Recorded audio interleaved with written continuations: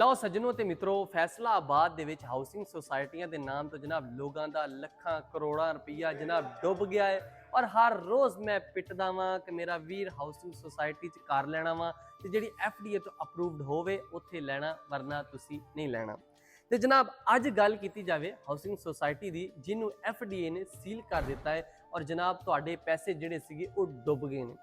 जनाब grand iconic housing society है जी 236 रेबे जनाब ये वाक़या है और इनू एफडी ने सील करके बकायदा तौर पर इनू बंद कर दिता गया और जी इन्हें कोई तमीरात की सी वो भी डेग दी है, जोड़े दफ्तर बनाए सी उन्होंने सील कर दिता है। जनाब एफडीए का कहना है कि जी हाउसिंग सोसाइटी इलीगल होंगी है, वो किसी किस्म का कोई भी अपना घर नहीं बना सकते, कोई कंस्ट्रक्शन का कोई डिवेलपमेंट नहीं हो सकती, कुछ भी नहीं हो सकता क्योंकि वो एफडीए के कायदे कानून के मुताबिक नहीं बन रही हैगी और ना ही वो पूरे उतरती है।